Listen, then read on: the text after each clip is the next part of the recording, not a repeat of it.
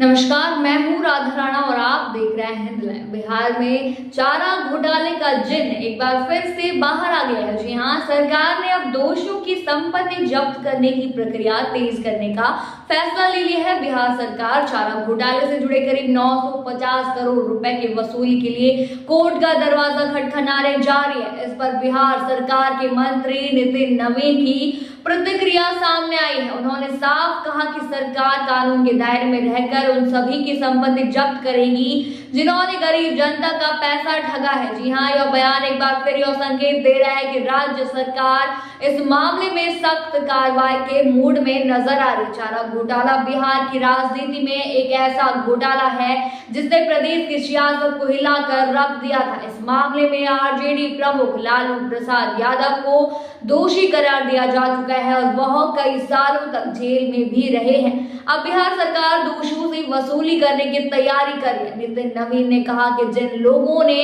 जनता के पैसों को लूटा है उनकी संपत्ति जब्त की जाएगी। जी हाँ, ताकि राज्य को हुए नुकसान की भरपाई की जा सके।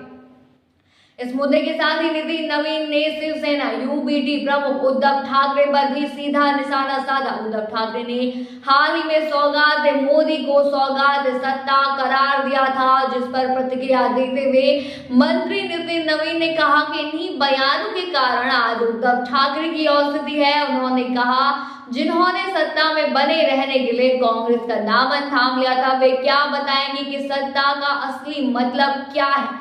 उन्होंने आरोप लगाया कि उद्धव ठाकरे ने अपने स्वार्थ के लिए बाला साहेब ठाकुर की विचारधारा को छोड़ दिया। इसके अलावा बिहार में वक्फ संशोधन बिल के खिलाफ मुस्लिम संगठनों के विरोध प्रदर्शन में आरजेडी के शामिल होने पर भी मंत्री नितिन नवीन ने हमला बोल दिया है। उन्होंने कहा कि विपक्ष पूरी तरह से घड़ियाली आंसू बहा रहा है और सिर्फ मुस्लिम वोट बैंक की राजनीति कर रहे हैं। जी हाँ, उन्होंने कहा कि अगर विपक्ष को वाकई मुस्लिम समाज की चिंता होती तो वे उनके उत्थान के लिए कोई ठोस काम करते, लेकिन ये सिर्फ दिखावे की राजनीति है। चारा घोटाले के दोषियों की संपत्ति जब्त करने की खबर के बीच लालू यादव को भारत रत्न देने की मांग पर भी राजनीति गर्मा गई है। जी हाँ, इस मांग को लेकर मंत्री नितिन नवीन ने कहा कि यह बेहद शर्मनाक है। उन्होंने तंज कसते हुए कहा कि लालू यादव को भारत रत्न नहीं बल्कि भ्रष्टाचार रत्न देना चाहिए। उन्होंने कहा कि आरजेडी के नेता सिर्फ चाटुकारिता कर रहे हैं और अपने आका को खुश करने के लिए कुछ भी कर सकते हैं। जी हाँ, उन्होंने ये भी कहा कि हम मांग करना उन लोगों का अपमान है जिन्होंने देश के लिए सच्चे योगदान दिए हैं।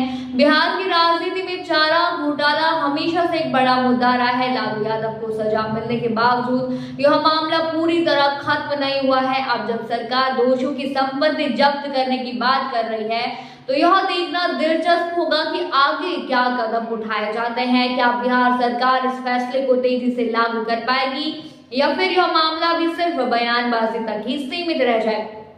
राजनीतिक विशेषज्ञों का मानना है कि बिहार सरकार का यह कदम एक बड़ा राजनीतिक दांव भी हो सकता है।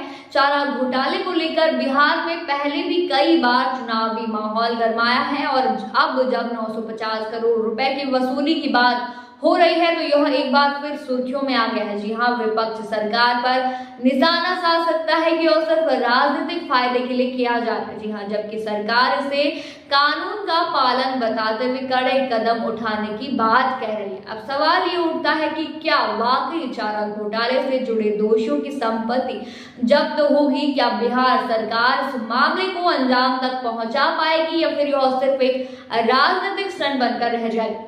आप क्या सोचते हैं इस मुद्दे पर? हमें कमेंट सेक्शन में जरूर बताइए। फिलहाल के लिए इतना ही। बने रहिए हिंद लाइव के साथ और साथ ही हमारे चैनल को सब्सक्राइब करना ना भूलें और फेसबुक वेबसाइट पर फॉलो जरूर करें।